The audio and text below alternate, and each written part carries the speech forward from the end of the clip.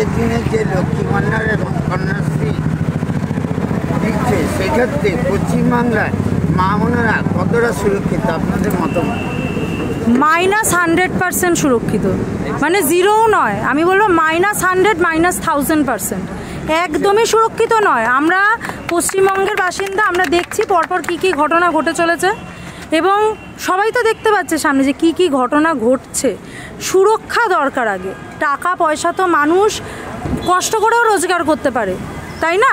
মেধা দিয়ে রোজগার করে, কেউ কায়িক পরিশ্রম করে রোজগার করে, কিন্তু টাকা পয়সা রোজগার বা টাকা পয়সা পাওয়াটা কিন্তু ব্যাপার না। কন্যাশ্রী, রূপশ্রী, যা কিছু এসব হোক, এইগুলো লক্ষ্মী ভাণ্ডার, এইগুলো ব্যাপার নয়। ব্যাপারটা হচ্ছে আগে তো সুরক্ষা, আগে তো মানুষটা বেঁচে থাকবে, তারপর তো শ্রী ভাতা যা কিছু হোক সেগুলো তো না হয় ঠিক আছে। যার অনেক ফ্যামিলি আছে যাদের হয়তো এই টাকাগুলো সত্যিই প্রয়োজন, সেই টাকা দিয়ে তাদের ওষুধ কেনা হচ্ছে, বা এরকম অনেক গরিব ফ্যামিলি আছে।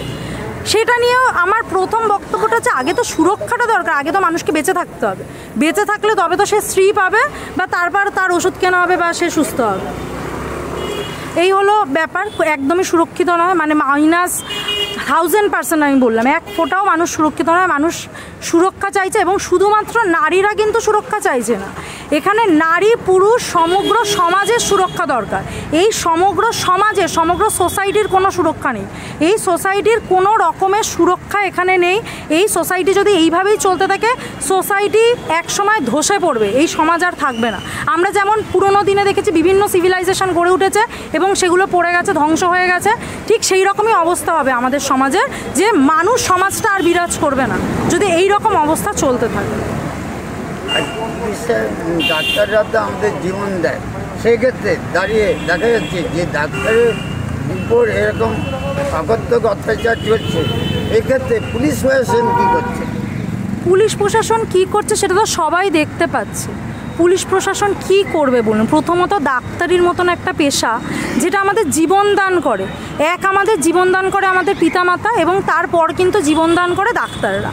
আমি আজকে একটা যদি ডাক্তার দেখাতে যাই না, আমার লজ্জা লাগবে, আমি মাথাটা নিচু করে আমাকে ঢুকতে হবে। তার কারণ হচ্ছে যে ঘটনা ডাক্তারদের উপর ঘটছে, ডাক্তারদেরকেই যদি আমরা জীবিত না রাখতে পারি, সুরক্ষা না রাখতে পারি, তাহলে তারা আমাদেরকে কীভাবে প্রাণদান দেবে? আর এগুলো তো পুলিশ প্রশাসনকে বোঝা উচিত। সমস্ত কিছুর ঊর্ধ্বে কিন্তু আমাকে কি থাকতে হবে না, আমাকে নিরপেক্ষ থাকতে হবে। যে কোনো জায়গায়, যে কোনো প্রফেশনে আপনি যান, সে পুলিশ হোক, ডাক্তার হোক, আইনজীবী হোক, যে কোনো প্রফেশনে যান, আপনি যদি নিরপেক্ষই না থাকতে পারেন, তাহলে আপনার প্রফেশনটার কোনো গুরুত্ব নেই। শুধুমাত্রই কি আপনি টাকা ইনকাম করার জন্য পুলিশ হয়েছেন, শুধু মাইনা পাবেন, আমি পুলিশ উর্দি পরে চললাম, সেটা তো নয়। জিনিসটা হচ্ছে আমি সুরক্ষা দেব, পুলিশ প্রশাসন তো সুরক্ষা দেবে, পুলিশ সমস্ত কিছু মেনটেন করবে, আইন শৃঙ্খলাকে বজায় রাখবে। সেখানে পুলিশ প্রশাসনের কি আছে, কি তার অবস্থাটা কি, তা আমরা তো সবাই দেখতে পাচ্ছি। এই তো হচ্ছে অবস্থা। আর কী বলবো, পুলিশের উপর কি পশ্চিমবঙ্গবাসী আর কোনো ভরসা করছে? এটা আমার প্রশ্ন সমগ্র পশ্চিমবঙ্গবাসীর কাছে, যে পুলিশ প্রশাসনের উপর কি আদৌ সবাই ভরসা করতে পারছে? আজকে আমাকে যদি একটা পুলিশ প্রশাসন বলে আপনাকে রাস্তাটা পার করিয়ে দেবো, আমি তো বাবা ভয় পাবো, আমি বলবো দরকার নেই, আমি নিজে চোখ বন্ধ করে রাস্তা পার হয়ে যাচ্ছি, আপনার সাহায্য আমি নিতে চাই না। এই হলো পুলিশ প্রশাসনের অবস্থা এখনকার দিন, আর কিছু বলার নেই এই ব্যাপারে।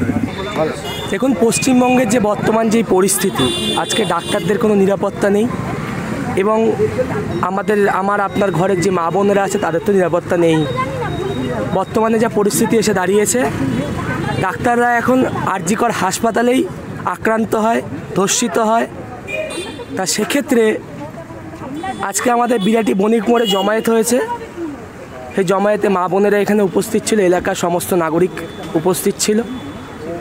তা সেক্ষেত্রে বিরাটি বণিক মোড়ে প্রতিদিন রাত 10টা থেকে যতক্ষণ অবস্থান, বিক্ষোভ, মিছিল যেমন চলার সেটা চলবে। যতদিন না আমার বোনটি বিচার না পাবে, ততদিন অবধি আন্দোলন চলবে। এবং পশ্চিমবঙ্গের যে আরও মহিলারা রয়েছে বা মা বোনেরা রয়েছে, তথাকথিত যা আমরা শুনতে পাচ্ছি টিভি চ্যানেলের মাধ্যমে, যা আমরা শুনতে পাচ্ছি যে মা বোনেরা এখনও সুরক্ষিত নয়। কেন সুরক্ষিত নয় তার দাবিতেও আমাদের এই প্রতিবাদ মিছিলটা এবং প্রতিবাদ সমাবেশ বা প্রতিবাদ বিক্ষোভ যেটা বলুন, সেটা আমাদের চলবে।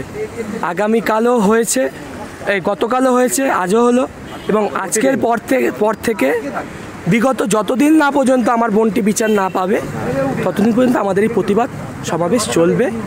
সমস্ত বিরাটির নাগরিক, সমাজ সচেতন মানুষ এবং বুদ্ধিজীবী মানুষ সকলকে আমি আহ্বান জানাবো, বিরাটি বণিক মোড়ে রাত 10টার সময় মা, বোন, দিদি, কাকিমা, জেঠিমা সমস্ত সবাই আপনারা এখানে আসবেন। এই প্রতিবাদটা যেন তীব্র থেকে তীব্রতর হয়, যাতে সরকারের কান পর্যন্ত পৌঁছায় যে প্রতিবাদ হচ্ছে, প্রতিবাদ থেমে যাচ্ছে না। সকলের উপস্থিত চাই, সকলের। প্রত্যেকটা মানুষের উপস্থিতি আমি আহ্বান জানাচ্ছি।